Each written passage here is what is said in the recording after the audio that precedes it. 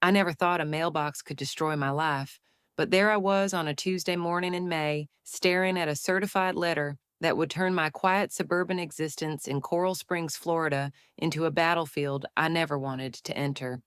"What's that, honey?" my wife Karen called from the kitchen, her voice carrying that particular note of concern that came from 15 years of marriage and an ability to read my mood from 3 rooms away. HOA violation notice. I said, my voice flat as I scanned the crisp letterhead. They're fining us $200 because our mailbox is the wrong shade of beige. Karen appeared in the doorway, coffee mug in hand, her dark hair still damp from her morning shower. "Wrong shade of what now?" I held up the letter, feeling my blood pressure tick upward with each word I read aloud. "According to this, our mailbox is classified as desert sand when the approved color is coastal beige. They want it repainted within 14 days, or we face additional fines of $50 per day. But we just painted that mailbox 6 months ago," Karen said, setting down her mug with more force than necessary. "We specifically asked the HOA office what color to use." Apparently, Margaret Chen from the Architectural Review Committee conducted a routine compliance inspection and determined our mailbox violates Section 4.2.7 of the Community Guidelines. I folded the letter, my hands trembling slightly with anger. "This is insane. It's beige. It's the same beige as half the mailboxes on this street." My daughter Emma bounced down the stairs, her backpack slung over one shoulder, blonde hair pulled into a messy ponytail. At 16, she had mastered the art of selective hearing, but something in my tone made her pause. "What's got Dad all worked up?" she asked, grabbing an apple from the fruit bowl. "The HOA thinks our mailbox is too sandy," Karen said, her voice dripping with sarcasm. Emma rolled her eyes. "Seriously, don't they have anything better to do? Like maybe fix the streetlight that's been flickering for 3 months." She had a point. Our neighborhood, Cypress Meadows, was one of those planned communities that looked perfect from the outside, but had the kind of petty politics that made small-town corruption look like child's play. Manicured lawns, pristine sidewalks, and an HOA board that treated minor infractions like federal crimes. "I'm calling the office," I said, reaching for my phone. "This has to be some kind of mistake." 20 minutes later, I was standing in the cramped HOA office, a converted townhouse that smelled like stale coffee and disappointment. Behind the reception desk sat Brenda Martinez, a woman in her 50s who'd held the position of community manager for the past 8 years and wielded her limited authority like a medieval warlord. "Mr. Patterson," she said without looking up from her computer screen, "I assume you're here about the violation notice?" "I am, and I'm hoping you can explain to me how a mailbox that was painted with HOA-approved paint 6 months ago suddenly became a violation." Brenda finally looked up, her expression conveying the kind of patience usually reserved for explaining basic concepts to small children. "The guidelines were updated in March. All residents received notification." "What notification?" I asked, feeling my temperature rise. I never got any notification about mailbox colors. "The updated guidelines were posted on the community website and included in the April newsletter," she replied, turning her monitor slightly so I could see a dense document filled with color charts and architectural specifications. I leaned forward, squinting at the screen. "This says coastal beige is RGB 245, 245, 220, and desert sand is RGB 2404, 244, 222. The difference is 2 points, 2 points out of 255. Rules are rules, Mr. Patterson. But the human eye can't even distinguish a difference that small. This is ridiculous." Brenda's expression hardened. "The Architectural Review Committee conducted a thorough inspection using professional color matching equipment. Your mailbox is non-compliant." "Professional color matching equipment." I laughed, but there was no humor in it.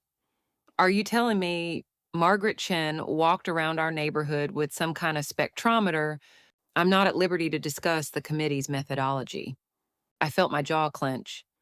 "Look, Brenda, I've lived in this community for 8 years. I've never had a single violation. I keep my lawn mowed, my house painted, and I pay my dues on time. This is harassment." "Mr. Patterson, I understand you're frustrated, but the rules apply to everyone are equally. You have 14 days to bring your mailbox into compliance. And if I don't, Then you'll face escalating fines as outlined in the covenant agreement you signed when you purchased your home. I stared at her for a long moment, watching her fingers tap impatiently on her desk. Behind her, a bulletin board displayed photos of various violations throughout the community: a garden gnome, a slightly overgrown hedge, a basketball hoop positioned 2 feet closer to the street than regulation allowed. I want to appeal this, I said finally. You can submit a written appeal to the board. They meet the first Thursday of every month. That's next week. No, that would be June 1st. The appeal must be submitted in writing at least 10 business days before the meeting. I did the math in my head. So, the earliest I can appeal is July 6th. Correct. But my 14-day compliance period ends June 2nd. Also correct. The circular logic was breathtaking in its cruelty. So I have to pay the fine and repaint my mailbox, then appeal to maybe get my money back. That's one option. Or you can repaint the mailbox now and avoid the fine altogether. I left the office feeling like I'd been mugged by bureaucracy. The drive home took me past dozens of mailboxes, and I found myself studying each one with the intensity of a forensic scientist. The variation in beige shades was obvious once you looked for it, ranging from warm honey tones to cool gray tinged neutrals. If they were enforcing color compliance with spectrometer precision, half the neighborhood was in violation. That evening, I sat at my kitchen table with Karen and Emma, the violation notice spread out between us like evidence of a crime. So, what are you going to do? Karen asked, refilling her wine glass. I'm not painting the mailbox, I said firmly. This is extortion. Emma looked up from her homework. Can they really fine you $50 a day for a mailbox color? According to the covenant agreement, yes, I said, pulling out the thick document I'd retrieved from our filing cabinet. But I've been reading through this thing, and there are some interesting clauses. I flipped to a page I'd bookmarked. Section 12.4 says fines must be reasonable and proportionate to the violation. $50 a day for a color difference the human eye can't detect hardly seems proportionate. What about hiring a lawyer? Karen suggested. For a mailbox, the legal fees would cost more than just repainting the damn thing. So they win by making it too expensive to fight, Emma said, displaying the kind of insight that made me proud and worried in equal measure. Exactly, it's a perfect scam.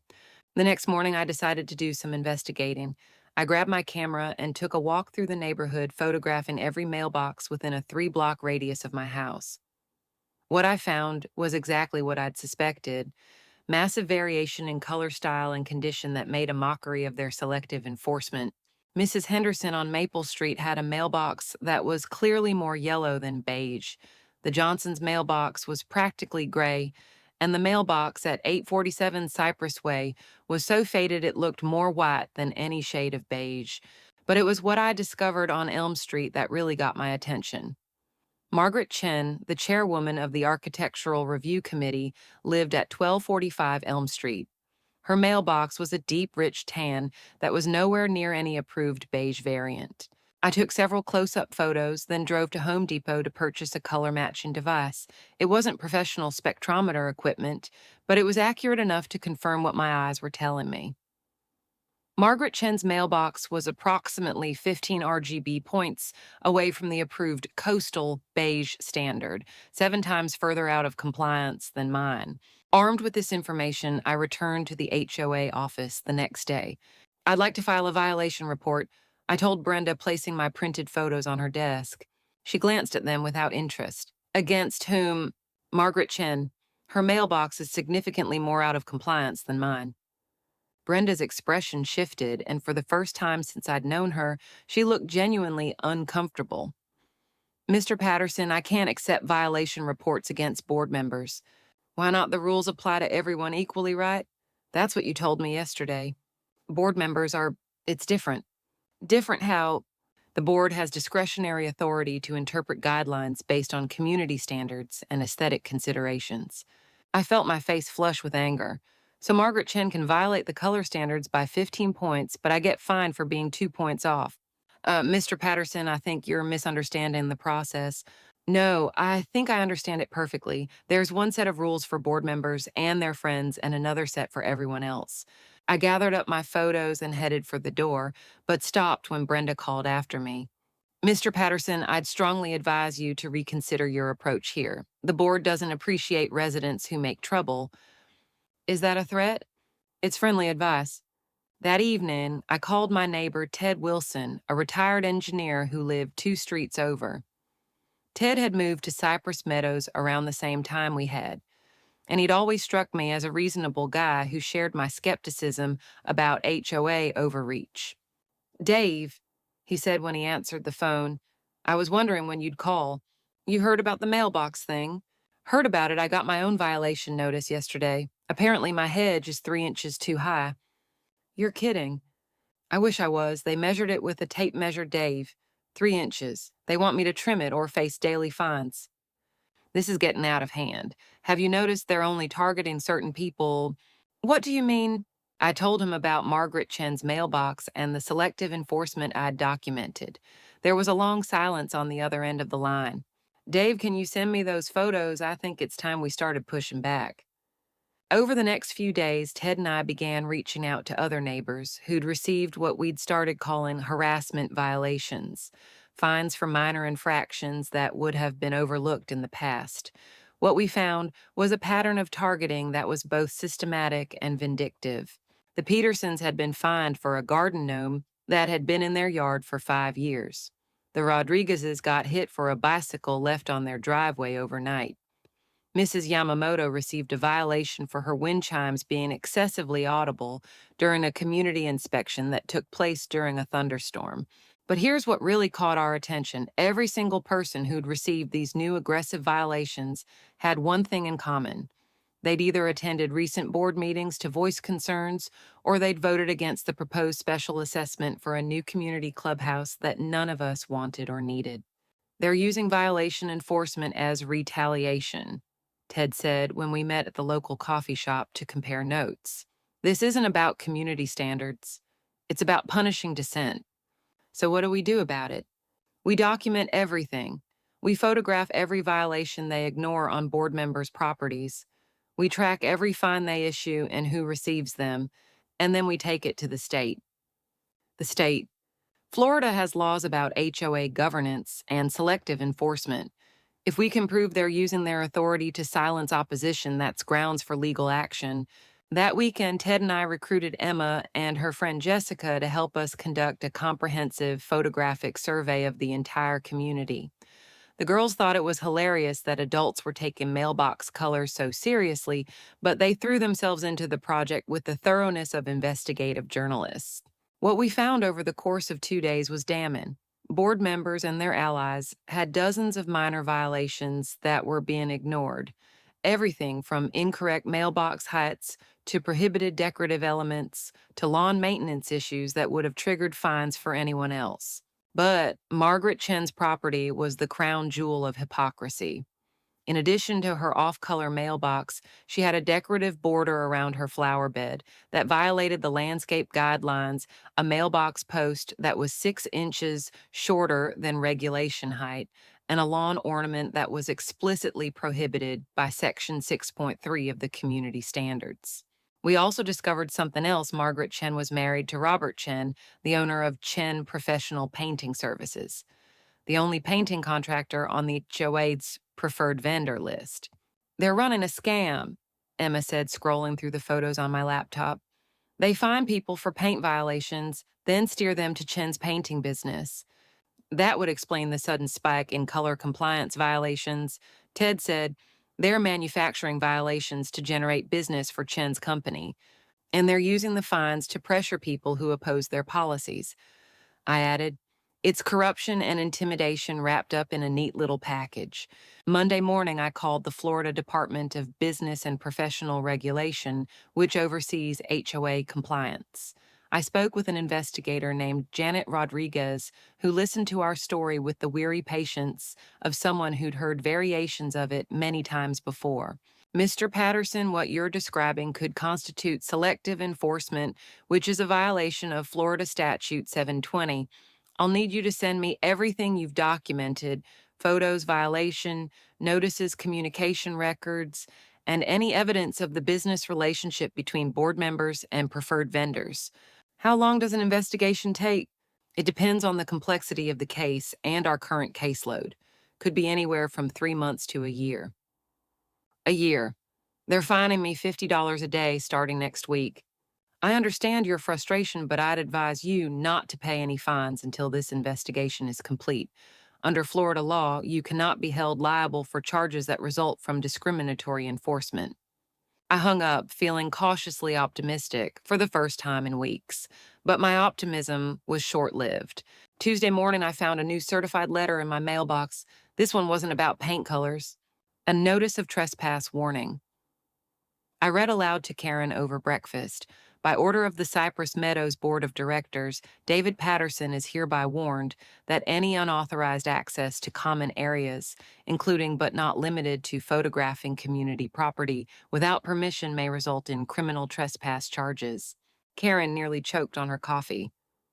They're saying you can't take pictures in your own neighborhood. Common areas include all street sidewalks and any property visible from public spaces. I continued reading. This includes photographing other residents' homes or property features. They can't do that, can they? The streets are public. The streets inside the community are private property owned by the HOA, I said, feeling sick to my stomach. And according to this, I violated community standards by conducting unauthorized surveillance activities last weekend. Emma appeared in the kitchen, already dressed for school. What's wrong now? The HOA says Dad can't take pictures in our neighborhood, Karen explained. That's insane. What if you want to take a picture of me and my friends hanging out, or photos for Christmas cards? According to this, I'd need written permission from the board for any photography in common areas. And this is America, right? Emma asked. Like we still have the Constitution and stuff. Her question hit me harder than any legal threat could have. My 16-year-old daughter was watching a homeowners association strip away basic freedoms, and she was genuinely confused about whether that was legal in the country she'd grown up believing was free. That afternoon, I called Ted to tell him about the trespass warning. I got one too, he said, along with a violation notice for disrupting community harmony with my hedge complaint. Disrupting community harmony. Apparently, questioning board decisions constitutes disruptive behavior under Section 8.6 of the Community Guidelines. They're fining me $100. This is insane. They're making up violations now. It gets worse, Dave. I got a call from my next-door neighbor this morning. Margaret Chen contacted her personally to express concerns about my property maintenance and suggest she keep an eye on things.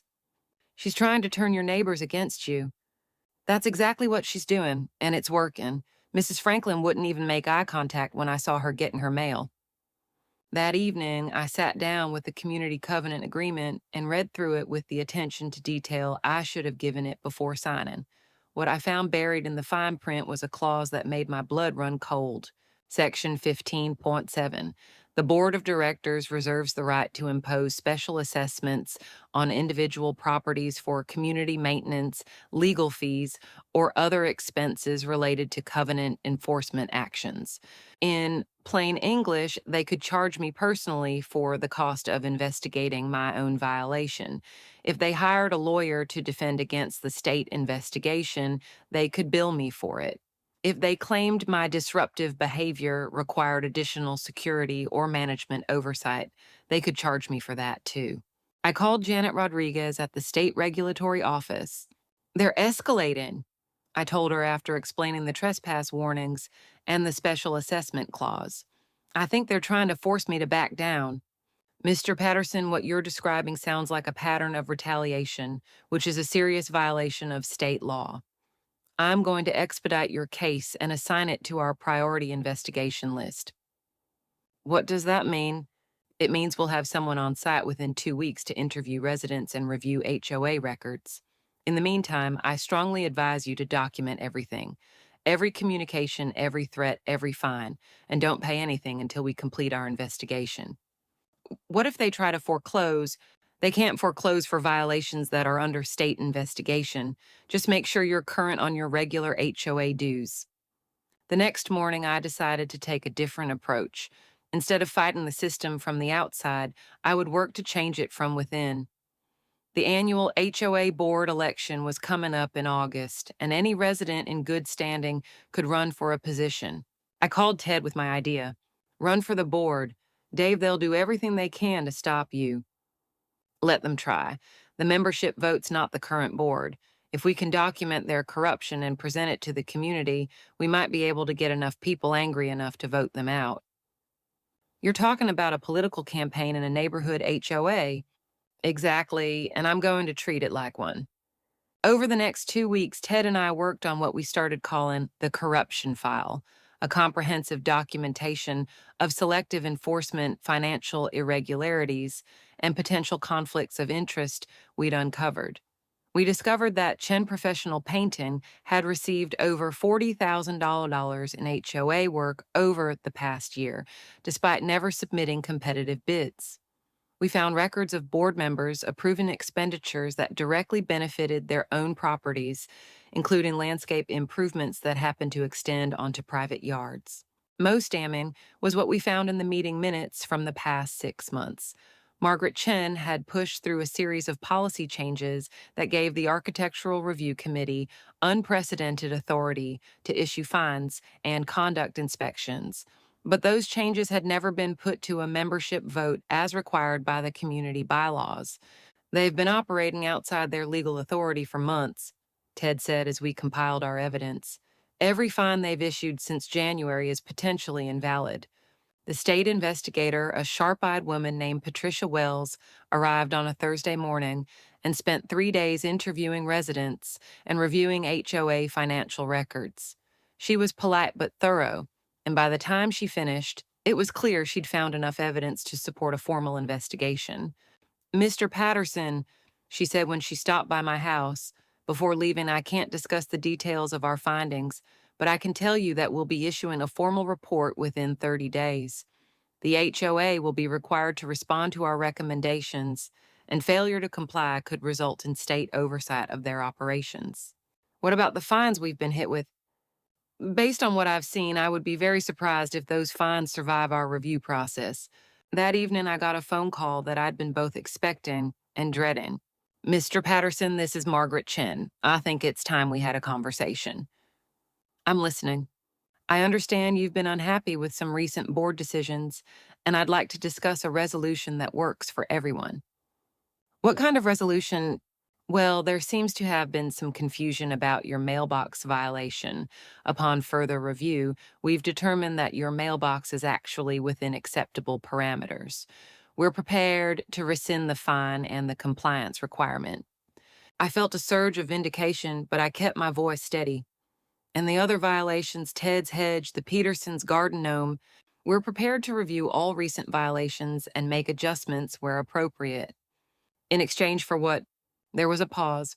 We'd appreciate it if you'd withdraw your complaint with the state regulatory office. These investigations are expensive and disruptive for the community. Expensive for whom? The HOA has to hire legal counsel to respond to state inquiries. Those costs are passed on to all residents through special assessments.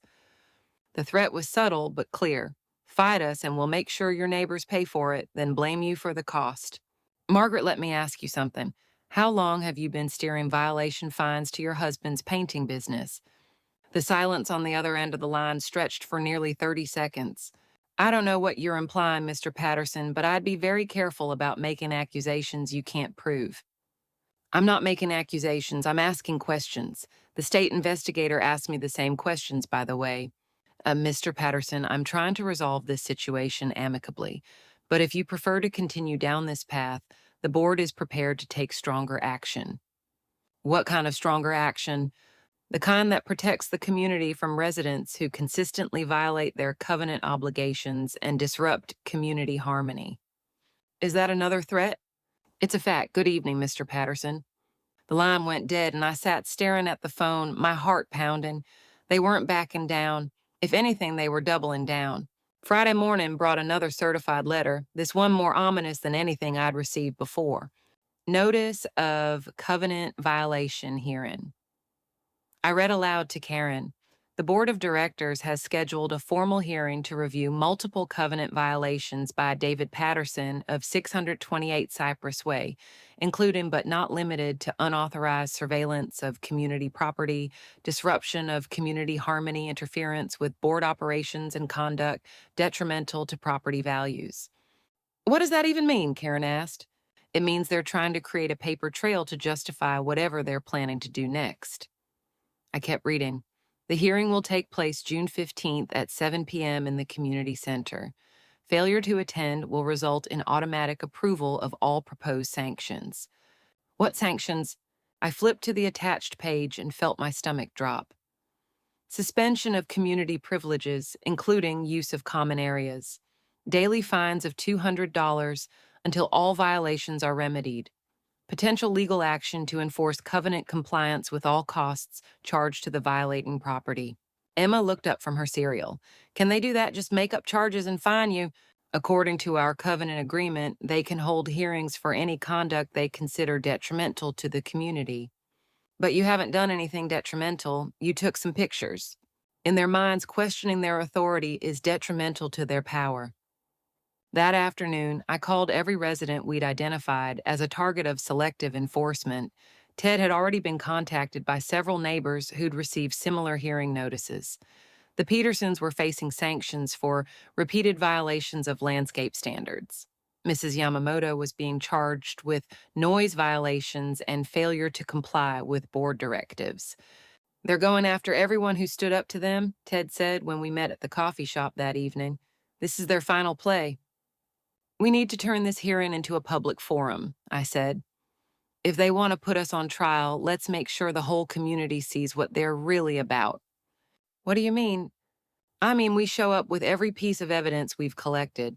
We present our case not just to the board, but to every resident who attends. We turn their kangaroo court into a public exposure of their corruption.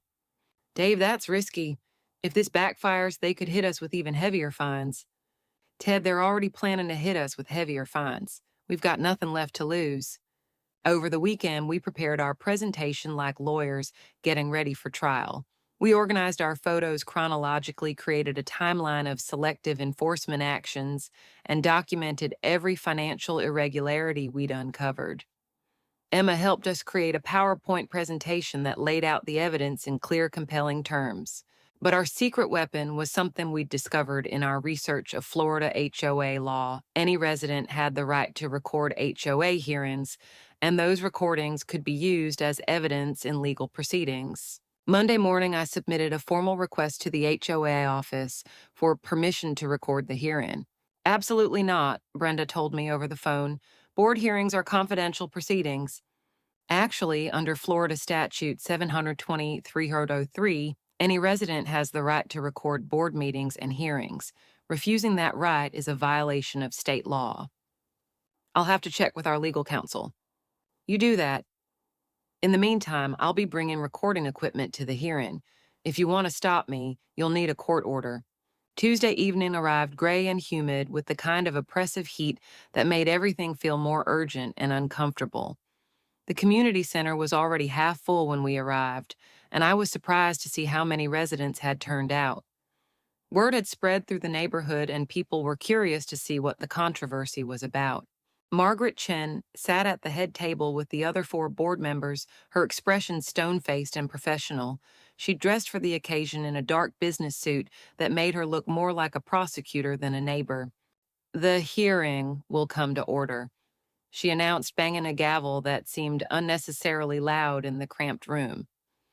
We're here tonight to address multiple covenant violations by David Patterson of 628 Cypress Way.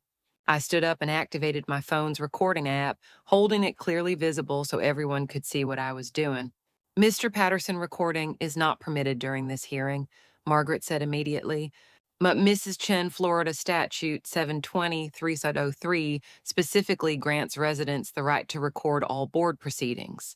Are you familiar with that statute? A murmur ran through the crowd, and I saw several other residents pull out their phones. Margaret's jaw tightened. This is a violation hearing, not a regular board meeting. Under state law, violation hearings are considered board proceedings and are subject to the same recording requirements. Would you like me to read the relevant section of the statute? That won't be necessary. We'll proceed with the hearing. She shuffled through her papers with obvious irritation. Mr. Patterson, you stand accused of conducting unauthorized surveillance of community property on May 20th and 21st. How do you respond? I stood up and walked to the front of the room where I'd set up a small easel with my presentation materials. Mrs. Chen, before I respond to that charge, I'd like to present some context for my actions. I flipped to my first chart. On May 15th, I received a violation notice for having the wrong shade of beige on my mailbox. I was told my mailbox was desert sand instead of the approved coastal beige. I turned to face the audience. How many people in this room could tell the difference between those two colors just by looking? Several people chuckled, and I saw heads shaking throughout the room. As it turns out, the difference is exactly 2 RGB color points out of 255. That's a distinction so small it requires professional equipment to detect. I flipped to my next chart, which showed the RGB values side by side. So I decided to see whether this standard was being applied equally throughout our community. I started clicking through the photos we'd taken, projecting them on the wall behind me using a portable projector Emma had borrowed from school. This is Mrs. Henderson's mailbox on Maple Street. As you can see, it's significantly more yellow than the approved standard. Click. This is the Johnson's mailbox, which is clearly gray tinted. Click. And this is the mailbox at 847 Cypress Way, which is so faded it's practically white. The room was completely silent now, with everyone staring at the obvious color variations I was displaying.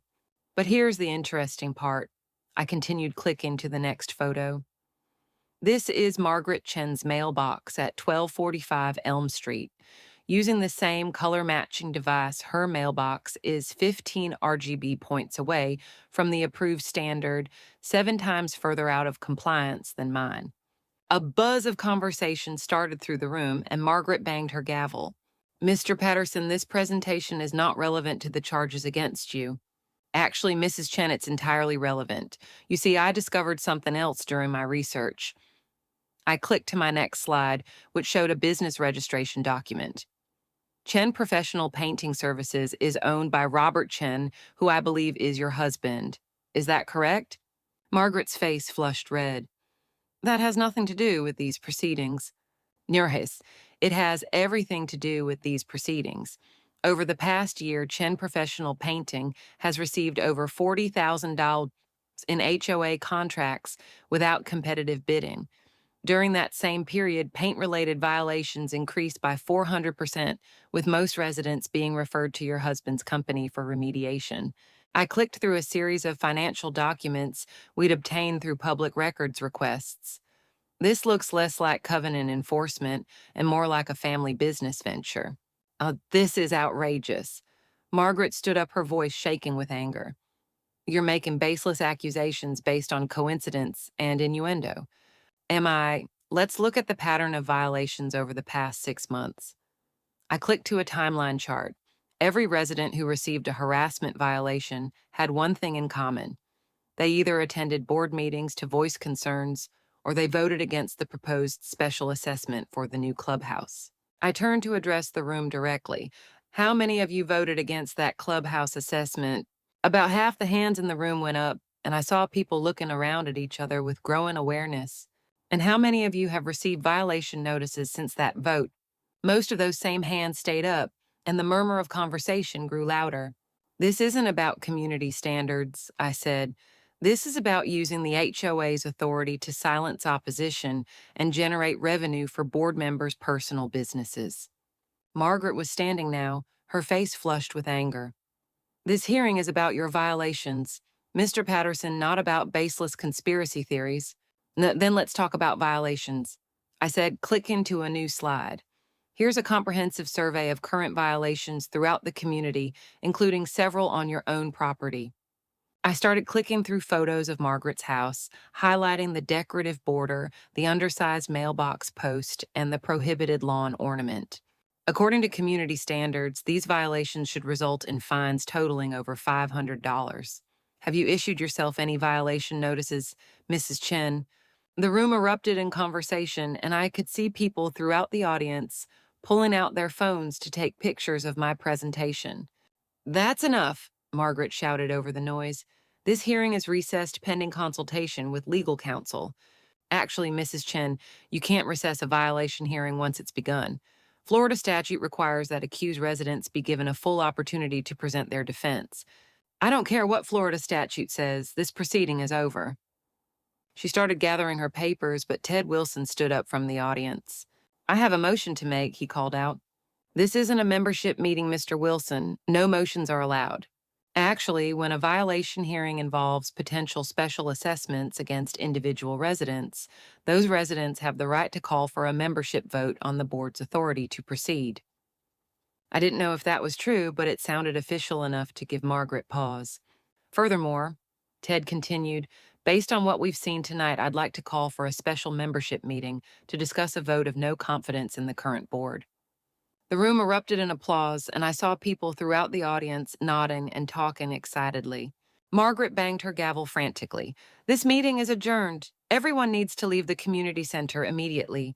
"Mrs. Chen," I said, my voice carrying over the noise, "you should know that the State Regulatory Office is conducting a formal investigation of this HOA's enforcement practices. I imagine they'll be very interested in tonight's proceedings." Margaret's face went pale, and for the first time since this whole ordeal began, I saw genuine fear in her eyes. As people filed out of the community center, dozens of residents stopped to thank me and ask how they could help. Mrs. Peterson told me about violations she'd received that she'd been too embarrassed to mention. Mr. Rodriguez said he'd been thinking about selling his house just to escape the harassment. Emma, who'd been operating the projector, packed up our equipment with the satisfied smile of someone who'd just witnessed justice in action. "Dad, that was awesome. You totally destroyed her." "The fight's not over yet, honey. This was just the first round." But as we drove home that night, I felt something I hadn't experienced in a week's hope.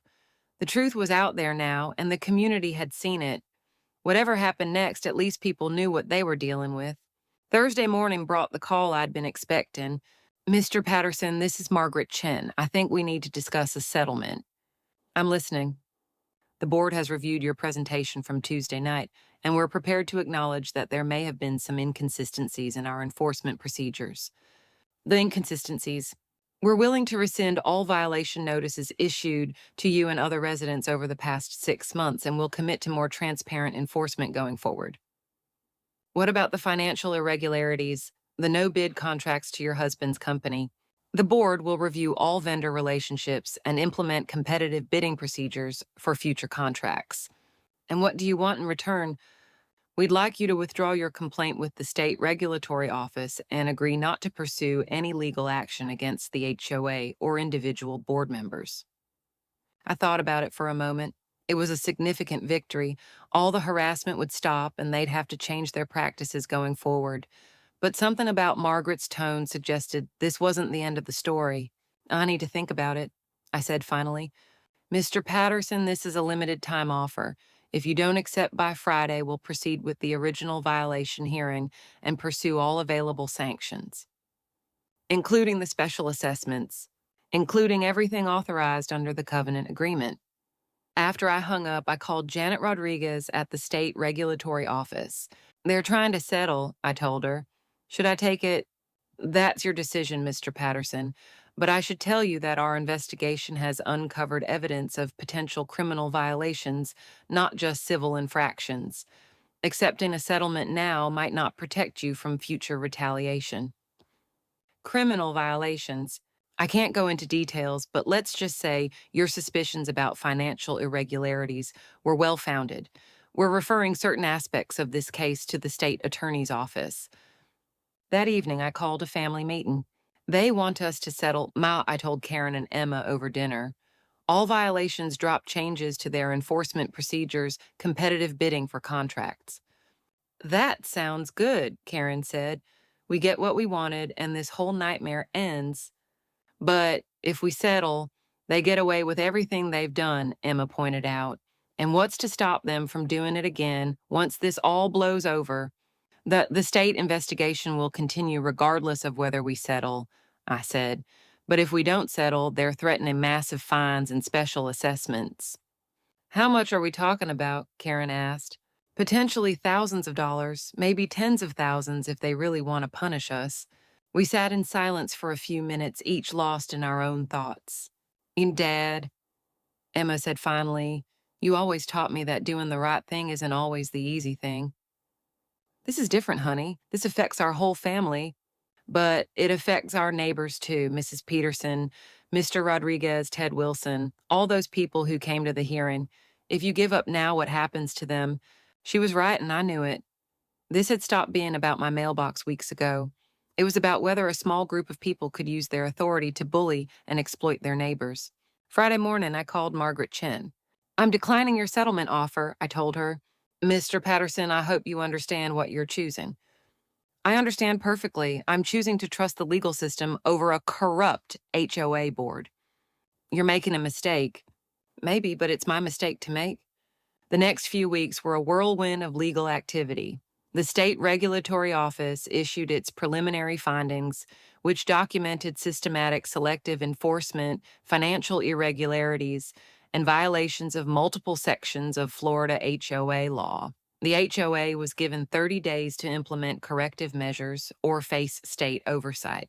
Margaret Chen and two other board members resigned before the report was even officially released. Robert Chen's painting company was banned from receiving future HOA contracts, and the board was required to refund over $15,000 in questionable charges that had been passed on to residents. But the real victory came in August when Ted Wilson, Mrs. Peterson, and I ran for the 3 open board positions.